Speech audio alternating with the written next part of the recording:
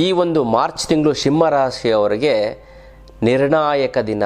ಶತ್ರುಗಳು ಭಯಪಡುವಂತಹ ಒಂದು ಅದ್ಭುತವಾದಂಥ ಒಂದು ದಿನ. ನಿಮ್ಮ ಹಣೆಬರಹವೇ ಚೇಂಜ್ ಆಗುವಂಥ ಅದ್ಭುತವಾದಂಥ ಒಂದು ದಿನ. ಅದು ಯಾವ ದಿನ, ಯಾವಾಗ ಬರುತ್ತೆ, ಈ ತಿಂಗಳು ಏನು ತಪ್ಪುಗಳನ್ನು ಮಾಡಬಾರ್ದು, ಏನು ಆಗುತ್ತೆ, ಅದನ್ನು ಹೇಗೆ ಹೊರ ಬರಬೇಕು ಅಂತ ತಿಳಿಸ್ಕೊಡ್ತೀನಿ. ಅದಕ್ಕಿಂತ ಮುಂಚೆ ನೀವು ವಿನಯೋಗಿ ಗುರುಜಿ ಅಂತ ಯೂಟ್ಯೂಬ್ ಚಾನಲ್ ಲೈಕ್ ಮಾಡಿ, ಸಬ್ಸ್ಕ್ರೈಬ್ ಆಗಿ, ಮತ್ತು ಬೆಲ್ ಬಟನ್ ಒತ್ತಿ, ಮತ್ತು ಫೇಸ್ಬುಕ್ ಇನ್ಸ್ಟಾಗ್ರಾಮ್ ಕೂಡ ಲೈಕ್ ಮಾಡಿ, ಶೇರ್ ಮಾಡಿ, ಮತ್ತು ಫಾಲೋವನ್ನು ಮಾಡ್ಕೊಳ್ಳಿ. ಸಿಂಹ ರಾಶಿಯವ್ರಿಗೆ ಏನು ಅಂತಂದರೆ ಶತ್ರುಗಳು ನಡುಕ ಉಂಟಾಗುತ್ತೆ ಅವ್ರ ಮನಸ್ಸಲ್ಲಿ. ಅಂಥ ಒಂದು ಅದ್ಭುತವಾದಂಥ ಒಂದು ಕೆಲಸವನ್ನು ಮಾಡ್ತಾರೆ. ಈ ವಿಡಿಯೋನ ಕೊನೆವರೆಗೂ ನೋಡಿ. ಮಧ್ಯದಲ್ಲಿ ನಾನು ಹೇಳ್ತೀನಿ, ಅದು ಎಲ್ಲಿ ಯಾವ ಪಾಯಿಂಟಲ್ಲಿ ನಾನು ಹೇಳ್ತೀನೋ, ಯಾವ ರೀತಿ ಹೇಳ್ತೀನೋ ಗೊತ್ತಿಲ್ಲ, ಅದು ಮಿಸ್ ಆಗುತ್ತೆ. ಹುಷಾರಾಗಿ ನೋಡಿ, ಅದನ್ನು ಮಾಡ್ಕೊಳ್ಳಿ. ಖಂಡಿತವಾಗ್ಲೂ ಕೂಡ ಶತ್ರುಗಳು ಗಡ ಅಂತ ನಡುಗ್ತಾರೆ. ಅಂಥ ಒಂದು ವಿಚಾರ ನಡೆಯುತ್ತೆ. ಈ ಶತ್ರುಗಳ ಬಾಧೆನ ನಾನು ತಿಳಿಸ್ಕೊಡ್ತೀನಿ. ನೀವೇನು ಅಂತಂದರೆ ಮಾರ್ಚ್ ತಿಂಗಳಲ್ಲಿ ಗೊತ್ತಲ್ಲ, ನಿಮ್ಗೇನು ಅಂತಂದರೆ ನಿಮ್ಮ ಒಂದು ಸಕ್ಸಸ್ಸು ಕಟ್ಟಿಟ್ಟಬೋದು ಸೂಪರಾಗಿದೆ. ಬಟ್ ಏನಾಗುತ್ತೆ ಅಂತಂದರೆ ನಿಮ್ಮ ಒಂದು ವರ್ಚಸ್ಸನ್ನು, ನಿಮ್ಮ ಒಂದು ಗೌರವವನ್ನು ಹಾಳು ಮಾಡೋದಕ್ಕೆ ತುಂಬ ಜನ ಬರ್ತಾರೆ. ತುಂಬ ಕೇರ್ಫುಲ್ ಆಗಿರಿ. ನಂಬರ್ 1. ನಂಬರ್ 2 ಏನು ಅಂತಂದರೆ, ನೀವು ಏನಕ್ಕೆ ಒಂದು ಒಳ್ಳೆ ಕೆಲಸ ಮಾಡ್ತಾರೆ, ನೀನೇನಕ್ಕೆ ಆ ಥರ ಮಾಡಿದೆ, ಒಳ್ಳೆ ಕೆಲಸ ಮಾಡಿದಂಥ ನಿಮ್ಮನ್ನೇ ಬೈತಾರೆ ಅಥವಾ ಅಂದರೆ ಬೇರೆಯವ್ರಿಗಿಂತ ಕೆಟ್ಟ ಮಾತುಗಳನ್ನು ಆಡುವಂತೆ ಪ್ರೇರೇಪಣೆ ಕೊಟ್ಟು ನಿಮಗೆ ಅವಮಾನ ಮಾಡೋಂಥ ರೀತಿಯಲ್ಲಿ ನಡ್ಕೋತಾರೆ. ತುಂಬ ಕೇರ್ಫುಲ್ಲಾಗಿರಿ ಗೊತ್ತಲ್ಲ. ಜೊತೆಗೆ ನಿಮ್ಮ ಒಂದು ಸಹನೆಯನ್ನು ಪರೀಕ್ಷೆ ಮಾಡಿಬಿಡ್ತಾರೆ. ಯಾವಾಗ ಅಂತಂದರೆ 13ರಿಂದ 17ನೇ ತಾರೀಕೊಳಗೆ ಈ ಒಂದು ಘಟನೆಗಳು ನಡೆಯುತ್ತೆ. ಅವಾಗ ನೆನೆಸ್ಕೋತೀರಾ. ಅದರಿಂದ ಹೊರಗಡೆ ಬರೋದು ಹೇಗೆ ಅಂತ ನಾನು ತಿಳಿಸ್ಕೊಡ್ತೀನಿ. ಹುಷಾರಾಗಿರಿ. ಇನ್ನು 1ನೇ ತಾರೀಕಿಂದ 10ನೇ ತಾರೀಕು ಒಳಗಡೆ ಇನ್ನೇನಾಗುತ್ತೆ ಅಂತಂದರೆ, ಕೆಲಸ ಕಾರ್ಯಗಳು ನೀವು ಮಾಡುವಂತಹ ಒಂದು ಸ್ಥಳದಲ್ಲಿ ನಿಮಗೆ ವಿರೋಧ ಉಂಟಾಗುತ್ತೆ. ಅಂದರೆ ನಿಮ್ಮ ಒಂದು ಒಳ್ಳೆಯ ಕೆಲಸಕ್ಕೆ ಅಡ್ಡಿ ಆಗುತ್ತೆ ಈ ಒಂದು ಮಾರ್ಚ್ ತಿಂಗಳು. ಬಟ್ ಅದನ್ನೆಲ್ಲ ಎದುರಿಸಿ ನಿಲ್ಲುವಂಥ ಒಂದು ಶಕ್ತಿ ನಿಮಗೆ ಬರುತ್ತೆ. ಆ ಒಂದು ದೇವರನ್ನು ನೀವು ನೆನೆಸ್ಕೊಂಡ್ರೆ ಸಾಕು, ಖಂಡಿತವಾಗ್ಲೂ ಕೂಡ ಆ ದೇವರು ನಿಮಗೆ ಬುದ್ಧಿ, ಶಕ್ತಿ, ಸಾಮರ್ಥ್ಯ ಕೊಟ್ಟು ಇಡೀ ಸಮಾಜವನ್ನು ಎದುರಿಸೋ ಒಂದು ಶಕ್ತಿ, ತಾಕತ್ತು ನಿಮಗೆ ಈ ಒಂದು ತಿಂಗಳ ಒಂದು ಅರ್ಧ ಭಾಗ ಆದ ನಂತರ ನಿಮ್ಗೆ ಸಿಗ್ತಾ ಹೋಗುತ್ತೆ ಅಂತಲ್ಲ. ಇನ್ನೊಂದು ಏನು ಅಂತಂದರೆ, ಒಂದು ಸಣ್ಣ ತಪ್ಪನ್ನು ಕೂಡ ದೊಡ್ಡದನ್ನಾಗಿ ಮಾಡ್ತಾರೆ ಗೊತ್ತಲ್ಲ. ಮತ್ತು ಮಾತಿನಲ್ಲಿ ತುಂಬ ಜಾಗೃತೆಯಿಂದ ಇರಬೇಕು ಅಲ್ಲ.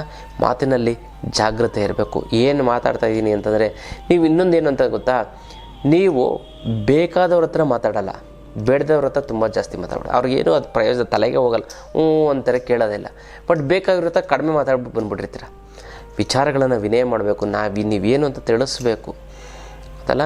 ಜೊತೆಗೆ ಈ ಒಂದು ಸಿಂಹ ರಾಶಿಯವರು ಮೊದಲೇ ಸಾಹಸ ಪ್ರವೃತ್ತಿ. ಎಂಥ ಒಂದು ವಿಚಾರವನ್ನಾದರೂ ಕೂಡ ನಾನು ಮಾಡ್ತೀನಿ, ನನ್ನ ಶಕ್ತಿ, ನನ್ನ ಸಾಮರ್ಥ್ಯ, ನನ್ನ ಮೇಲೆ ನಂಬಿಕೆ ಇದೆ ಅನ್ನೋಂಥ ಒಂದು ವಿಚಾರಗಳು ಇರುತ್ತೆ.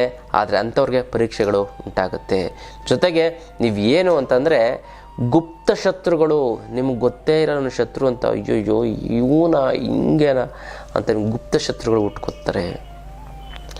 ಈ ತಿಂಗಳು ನೀವು ಯಾವುದೇ ಕಾರಣಕ್ಕೂ ಕಪ್ಪು ವಸ್ತ್ರವನ್ನು ಧರಿಸೋಕೆ ಹೋಗಬೇಡಿ. ಕೆಂಪು ವಸ್ತ್ರವನ್ನು ಮಾತ್ರ ಧರಿಸಿ. ಅಂದರೆ ಕೆಂಪು ವಸ್ತ್ರ ನಿಮ್ಗೆ ಅದೃಷ್ಟ ತಂದು ಕೊಡುತ್ತೆ. ಕಪ್ಪು ವಸ್ತ್ರ ಯಾವುದೇ ಕಾರಣಕ್ಕೂ ಧರಿಸೋಕೆ ಹೋಗ್ಬಿಡಿ.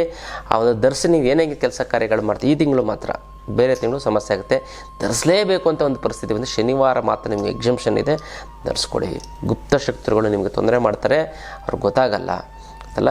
ಇನ್ನು ಹೆಚ್ಚಿನ ಜವಾಬ್ದಾರಿ ಬರುತ್ತೆ, ಹೆಚ್ಚಿನ ಟಾರ್ಗೆಟ್ ಬರುತ್ತಾ ಹೋಗುತ್ತೆ. ಮನೆಯಲ್ಲಿ ಶಾಂತಿ ಸಮಾಧಾನ ಇದ್ದರೂ ಕೂಡ ಮಕ್ಕಳಿಂದ ಸಮಸ್ಯೆ ಆಗುತ್ತೆ, ಮಕ್ಕಳಿಗೆ ದೊಡ್ಡವರಿಂದ ಸಮಸ್ಯೆ ಆಗ್ತಾ ಬರುತ್ತೆ. ಏನೋ ಒಂದು ಚುಚ್ಚು ಮಾತುಗಳನ್ನ ಆಡ್ತಾರೆ, ಏನೋ ಒಂದು ಬೇಸರ ತಂದು ಕೊಡುತ್ತೆ. ಮನೆಯವರಿಂದನೇ 3-4 ದಿನ ಮೂಡ್ ಆಫ್ ಆಗಿಬಿಟ್ಟು ತಲೆ ಕೆಡಿಸಿ ಈ ಜೀವನನೇ ಬೇಡ ಅಂತ ಅನ್ನಿಸ್ಬಿಡುತ್ತೆ. ನಾನು ನಡ್ಕೊಳ್ಳಿ ಅಂತ ಒಂದು ಹೊಸ ಒಂದು ಅವಕಾಶ ಸಿಗ್ತಾ ಬರುತ್ತೆ. ಜೊತೆಗೆ 13ರಿಂದ 17ನೇ ತಾರೀಕು ತುಂಬ ಕೇರ್ಫುಲ್ಲಾಗಿರಿ. ಮತ್ತು ಸರ್ಕಾರಿ ಒಂದು ಏನು ಒಂದು ಕೆಲಸ ಆಗಿರ್ಬೋದು ಅಥವಾ ಸರ್ಕಾರಕ್ಕೆ ಸಂಬಂಧಪಟ್ಟಂಥ ವಿಚಾರ ಕಾಗದ ಪತ್ರಗಳು ತುಂಬ ಸಕ್ಸಸ್ಸನ್ನು ತಂದು ಕೊಡುತ್ತೆ. ಜೊತೆಗೆ ಇನ್ನೊಂದೇನು ಅಂತಂದರೆ, ನಿಮಗೆ ಶುಭ ಸಂಖ್ಯೆ ಯಾವುದು ಅಂದರೆ 4 ತುಂಬ ಫಾಲೋ ಮಾಡಿ. ಈ ಸರಿ ನಿಮ್ಗೇನಾಗುತ್ತೆ ಅಂದರೆ 6 ತುಂಬ ನಷ್ಟವನ್ನು ತಂದು ಕೊಡುತ್ತೆ. 6 ಶುಕ್ರ, ಬಟ್ ನಿಮಗೆ ಅದು ನಷ್ಟವನ್ನು ತಂದು ಕೊಡುತ್ತೆ. 4 ಫಾಲೋ ಮಾಡಿ. ಒಂದು ಸಣ್ಣ ಅಹಂಕಾರ ನಿಮ್ಮ ಸಂಬಂಧಗಳನ್ನು ದೂರ ಮಾಡುತ್ತೆ. ಹುಷಾರಾಗಿರಿ ಗೊತ್ತಲ್ಲ. ಅವಿವಾಹಿತರಿಗೆ ಈ ತಿಂಗಳು ಕೂಡ ನಿಮಗೆ ಮದುವೆ ಆಗುವಂಥದ್ದು, ಸೆಟ್ ಆಗುವಂಥದ್ದು ಕೂಡ ಕಷ್ಟ ಆಗ್ತಾ ಬರುತ್ತೆ. ಮುಂದಿನ ತಿಂಗಳು ಪ್ರಯತ್ನ ಮಾಡಿ ಆಗುತ್ತೆ. ಹಂಗನ್ಬಿಟ್ಟು ಪ್ರಯತ್ನ ಬಿಡೋಕೆ ಹೋಗ್ಬಿಡಿ, ನಿರಂತರವಾಗಿ ಮಾಡಿ. ಸಂಬಂಧಗಳು ಗಟ್ಟಿ ಆಗ್ತಾ ಬರುತ್ತೆ. ಆರೋಗ್ಯದ ವಿಚಾರದಲ್ಲಿ ನಿಮಗೇನು ಅಂತ ತಲೆನೋವು ಮತ್ತು ಅತಿಯಾದಂಥ ಒತ್ತಡ ಜಾಸ್ತಿ ಆಗಿದೆ. ಬ್ಲಡ್ ಪ್ರೆಷರ್, BP, ಹೃದಯಕ್ಕೆ ಸಂಬಂಧಪಟ್ಟಂತಹ ಸಮಸ್ಯೆಗಳು ಬರ್ತಾ ಹೋಗುತ್ತೆ. ಯಾಕೆ ಅಂದರೆ ಹಣಕಾಸಿನ ಬಿಕ್ಕಟ್ಟು. ನೀವೇನೋ ಒಂದು ಮನಸ್ಸಲ್ಲಿ ಇಟ್ಕೊಬಿಟ್ಟಿರುತ್ತೆ, ಅದು ತೊಗೊಳಕ್ಕಾಗಲ್ಲ, ದುಡ್ಡು ಶಾರ್ಟೇಜ್ ಇರುತ್ತೆ. 10,000 ರೂಪಾಯಿ ಇರುತ್ತೆ, ನಿಮ್ಮ ಹತ್ರ ಬರೀ 2-3 ಸಾವಿರ ರೂಪಾಯಿ ಇರುತ್ತೆ. ಇನ್ನು ಹೆಂಗಪ್ಪ 7,000 ರೂಪಾಯಿ ಹತ್ರ ಮಾಡಿ ಕೊಡಲಿಲ್ಲ ಅಂತ ಸಿಕ್ಕಲಿಲ್ಲ ಅಂದರೆ ಅದು 10,000 ರೂಪಾಯಿ ಮಿಸ್ ಆಗುವಂಥ ಚಾನ್ಸಸ್ಗಳು ಇರುತ್ತೆ. ಅದು ಯಾವ ರೀತಿ ಅಂತ ನಾವು ಹಣಕಾಸಿನ ಸಮಸ್ಯೆಗೆ ತಲೆಕಿನೇ ಕೆಡಿಸ್ಕೊಂಡು ಅಷ್ಟಲಕ್ಷ್ಮಿ ಯಂತ್ರ ಇದೆ. ಈ ಅಷ್ಟಲಕ್ಷ್ಮಿ ಯಂತ್ರ ಏನು ಅಂತಂದರೆ ಇದಕ್ಕೆ ಅದ್ಭುತವಾದಂಥದ್ದು. ಬರಬೇಕಾದ್ರೆ ದುಡ್ಡು ಬಂದುಬಿಡುತ್ತೆ, ಕೊಡೋರಿಗೆ ನೀವು ಸಾಲಗಳೆಲ್ಲ ತೀರಿಸ್ಬಿಡ್ತೀರ. ಮುಟ್ಟು ಕಟ್ಟು ಚಟ್ಟು ಮಡಿ ಮೇಲಿಗೆ ಸುತ್ತಗ ಗಿತ್ಗ ವೆಜ್ಜು ನಾನ್ ವೆಜ್ ಜಾತಿ ಗೀತಿ ದಿಕ್ಕು ಗಿಕ್ಕು ಆ ಥರದ್ದು ಏನೂ ಇಲ್ಲ. ಇಟ್ಟರೆ ಸಾಕು ಮನೆಯಲ್ಲಿ ಅಷ್ಟಲಕ್ಷ್ಮಿ ಯಂತ್ರನ. ನಿಮಗೆ ಯಾವ ಒಂದು ಹಣಕಾಸಿನ ಸಮಸ್ಯೆಗಳು ಕೂಡ ನಿಮಗೆ ಬರೋದಿಲ್ಲ. ಅಂಥ ಒಂದು ಅದ್ಭುತವಾದಂಥ ಒಂದು ಶಕ್ತಿ. ಸಾಲ ಬೇಗ ತಿರುಗೋಗ್ಬಿಡುತ್ತೆ ಮತ್ತು ಜೀವನ ಪರ್ಯಂತ ನೀವು ಸಾಲ ಮಾಡ್ದೇ ಹಾಗೆ ನೀವು ಜೀವನ ಅಂತ ಸುಲಭವಾಗಿ ನಿವಾರಿಸುವಂಥಷ್ಟು ದುಡ್ಡನ್ನು ಕೆಲವೇ ವರ್ಷಗಳಲ್ಲಿ ನಿಮಗೆ ಇದನ್ನು ಕೊಡುತ್ತೆ. ಅಂಥ ಒಂದು ಅದ್ಭುತವಾದಂಥ ಒಂದು ಶಕ್ತಿ ನಮ್ಮ ಒಂದು ಅಷ್ಟಲಕ್ಷ್ಮಿ ಯಂತ್ರ ಅಲ್ಲ. ಈ ಒಂದು ಕಡಿಮೆ ಮಕ್ಕಳಿದ್ದರೆ ಮಾತ್ರ ತೊಗೊಳಕ್ಕಾಗೋದು, ಎಲ್ಲೋ ಅಷ್ಟು ಸುಲಭವಾಗಿ ತೊಗೊಳಕ್ಕಾಗಲ್ಲ. ಬಟ್ ಸಂಕಲ್ಪ ಮಾಡಿ, 10-15 ಸಾರಿ ಸಂಕಲ್ಪ ಮಾಡಿ, ನಿಮ್ಮ ಮನೆಯಲ್ಲಿ ಅಷ್ಟಲಕ್ಷ್ಮಿ ಅಂತ ಬರುತ್ತೆ. ಇದಕ್ಕೆ ನೀವು ಸಂಕಲ್ಪ ಮಾಡಿದ್ರೆ ಸಾಕು. ನಿಮಗೆ ನೀವು ಎಷ್ಟೇ ದೂರ ಇದೆ, ಊರುಗಳೇ ದೂರ ಇದ್ದೀನಿ, ನಮಗೆ ಬರೋಕ್ಕೆ ದುಡ್ಡು ಅಡ್ಜಸ್ಟ್ ಆಗ್ತಾಯಿಲ್ಲ, ಎಲ್ಲ ದುಡ್ಡು ಗಿಡ್ಡು ಎಲ್ಲ ಅಡ್ಜಸ್ಟ್ ಆಗಿ ನಿಮ್ಮ ಸಮಯ ಎಲ್ಲ ಬಂದು ನಿಮ್ಮ ಮನೆ ಒಳಗಡೆ ಬಂದು ಸಾಕ್ಷಾತ್ ಲಕ್ಷ್ಮೀ ತಾಯಿ ಬಂದು ಕೂತಿರ್ತಾಳೆ ಯಂತ್ರದ ಮೂಲಕ.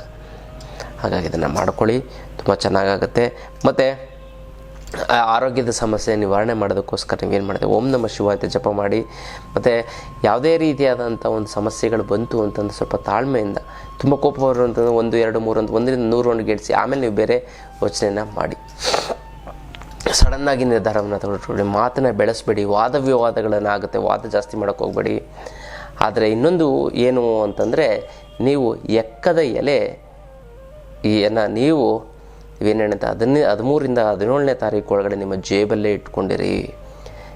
ನಿಮ್ಗೆ ಏನೇ ಸಮಸ್ಯೆ ಇದ್ದರೂ ಒಂದು ಚೀಟಿಲಿ ಬರೆದು ಎಕ್ಕದ ಗಿಡಕ್ಕೆ ಕಟ್ಟಿಬಿಡಿ, ಅದನ್ನು ಮಡಿಸ್ಬಿಟ್ಟು ಖಂಡಿತವಾಗ್ಲೂ ಕೂಡ ಸಮಸ್ಯೆ ಇದಾಗುತ್ತೆ. ತುಂಬ ಪವರ್ಫುಲ್ಲು ವಿಚಾರ ಗೊತ್ತಲ್ಲ. ಮತ್ತು ನಿಮ್ಮ ಒಂದು ಮನೆ ದೇವರ ದರ್ಶನವನ್ನು ಮಾಡ್ಕೊಳ್ಳಿ. ಸ್ವಲ್ಪ ದೂರ ಆದರೂ ಪರವಾಗಿಲ್ಲ, ಪುಣ್ಯಕ್ಷೇತ್ರ ದರ್ಶನವನ್ನು ಮಾಡಿ. ಅದಕ್ಕೆ ನಾವು ಆಧ್ಯಾತ್ಮ ಪಯಣ ಅಂತ ಇಟ್ಟಿದ್ದೀವಿ. ಪುಣ್ಯಕ್ಷೇತ್ರ ಅಥವಾ ಮನೆ ಹತ್ರ ಇರುವಂಥ ಒಂದು ದೇವರ ದರ್ಶನವನ್ನು ನೀವು ಮಾಡಿ. ಜೊತೆಗೆ ಈ ಆಧ್ಯಾತ್ಮ ಪಯಣದಲ್ಲಿ ಏನು ಅಂತಂದರೆ, ಈ ಒಂದು ಕೇರಳ ಒಂದು ಆಧ್ಯಾತ್ಮ ಪಯಣ, ಕೇರಳ ಟೂರು 3 ನೈಟ್ಸು 4 ಡೇಸ್ ಇರುತ್ತೆ. ಇಲ್ಲಿ ಊಟ ತಿಂಡಿ ವ್ಯವಸ್ಥೆ ಅದ್ಭುತವಾಗಿರುತ್ತೆ. AC ಬಸ್ಸು ಮತ್ತು ಊಟ ಉಪಚಾರಗಳು, ಮತ್ತು ಇನ್ನೊಂದು ಬ್ರಾಹ್ಮಿ ಮುಹೂರ್ತದಲ್ಲಿ ನಿಮಗೆ ದರ್ಶನವನ್ನು ಮಾಡಿಸ್ತೀವಿ. ಹಾಗಾಗಿ ಈ ಒಂದು ಅದ್ಭುತವಾದಂತಹ ಒಂದು ವಿಚಾರವನ್ನು ನೀವು ತಿಳ್ಕೊಂಡು ನಿಮ್ಮ ಆಫೀಸ್ಗೆ ಫೋನ್ ಮಾಡಿ, ನೀವು ಕೂಡ ಆಧ್ಯಾತ್ಮ ಪಯಣಕ್ಕೆ ನೀವು ಬನ್ನಿ, ಚೆನ್ನಾಗಾಗ್ತೀರಾ. ಯಾಕಂದರೆ ಬ್ರಾಹ್ಮಿ ಮುಹೂರ್ತದಲ್ಲಿ ನೀವು ಸುಮ್ಮನೆ ಮನೇಲಿ ಕೂತ್ಕೊಂಡೇ ಕೇಳ್ಕೊಂಡ್ರೆ ಎಷ್ಟೊಂದು ಕೆಲಸಗಳಾಗ್ಬಿಡುತ್ತೆ. ಇನ್ನೊಂದೇನದು, ಬ್ರಾಹ್ಮಿ ಮುಹೂರ್ತದಲ್ಲಿ ಅನಂತ ಪದ್ಮನಾಭ ಸ್ವಾಮಿ ನೋಡುತ್ತೆ. ಸಾಕ್ಷಾತ್ ಅನಂತ ಪದ್ಮನಾಭ ಸ್ವಾಮಿಯನ್ನು ನಿಜವಾಗ್ಲೂ ನೋಡಿದಷ್ಟು ಭಾಸವಾಗುತ್ತೆ. ಬ್ರಾಹ್ಮಿ ಮುಹೂರ್ತದಲ್ಲಿ ಕರ್ಕೊಂಡು ಹೋಗೋ ಜವಾಬ್ದಾರಿ ನಂದು. ಮನಸ್ಸಲ್ಲಿ ನಂದು ಏನು ಬೇಕು ಕೇಳ್ಕೊಳ್ಳಿ. ಯಾಕಂದರೆ ಪ್ರಪಂಚದಲ್ಲಿ ನಂಬರ್ 1 ಶ್ರೀಮಂತ ದೇವಸ್ಥಾನ ಆ ಒಂದು ಅನಂತ ಪದ್ಮನಾಭ. ಅಲ್ಲಿ ಸಿಕ್ಕಿರೋಷ್ಟು ತೃಪ್ತಿಲಿಲ್ಲ ಅಂತಂತಾರೆ. ಹಾಗಾಗಿ ಆ ಒಂದು ಅನಂತ ಪದ್ಮನಾಭ ಸ್ವಾಮಿ ದರ್ಶನವನ್ನು ಮಾಡ್ಕೊಂಡು, ಮತ್ತು ಗುರುವಾಯೂರನ್ನು ಕೂಡ ಶ್ರೀ ಕೃಷ್ಣ ಪರಮಾತ್ಮ ಅಲ್ಲಿದ್ದಾನೆ, ಅದನ್ನು ಕೂಡ ಬ್ರಾಹ್ಮಿ ಮುಹೂರ್ತದಲ್ಲೇ ಕೂಡ ನಾವು ಮಾಡಿಸ್ತೀವಿ. ಮನಸ್ಸಲ್ಲಿರುವಂಥದ್ದು ಎಲ್ಲ ಒಂದು ವಿಚಾರ ಅದ್ಭುತವಾಗಿರುತ್ತೆ. ಖುಷಿ ಸಂತೋಷ ಬೀಚ್ ಇರುತ್ತೆ. ಆಧ್ಯಾತ್ಮ ಪಯಣದ ಜೊತೆ ನಿಮ್ಮ ಸಂತೋಷದವಾದಂಥ ಒಂದು ಕ್ಷಣಗಳನ್ನು ನೀವು ಕಳೀಬೋದು. ಅದೆಲ್ಲ ಬೀಚ್ ಇರುತ್ತೆ, ಒಳ್ಳೆ ಊಟ ತಿಂಡಿ ವ್ಯವಸ್ಥೆ, ನಾವು ಅಡುಗೆ ಭಟ್ಟನ್ನು ಕೂಡ ನಾವು ಕರ್ಕೊಂಡು ಹೋಗ್ತೀವಿ. ಅವ್ರ ಜೊತೆ ಒಳ್ಳೆ ರುಚಿ, ಯಾಕಂದರೆ ಕೆಲವೊಂದರ ಕಡೆ ನಮಗೆ ಒಳ್ಳೆ ಊಟ ಸಿಗಲ್ಲ ನಮಗೆ ಗೊತ್ತಲ್ಲ. ಆದರೆ ನಮ್ಮ ಭಟ್ಟರನ್ನೇ ಕರ್ಕೊಂಡು ಹೋದಾಗ ಚೆನ್ನಾಗಿ ಮಾಡಿಕೊಡ್ತಾರೆ. ನಿಮ್ಗೆ ಯಾವುದೇ ರೀತಿಯ ಆರೋಗ್ಯ, ಎಷ್ಟು ಟೂರ್ಗೆ ಹೋಗಿ ಬಂದಮೇಲೆ ಆರೋಗ್ಯ ಕೆಡುತ್ತೆ, ಆದರೆ ಇಲ್ಲಿ ಕೆಡೋದಿಲ್ಲ.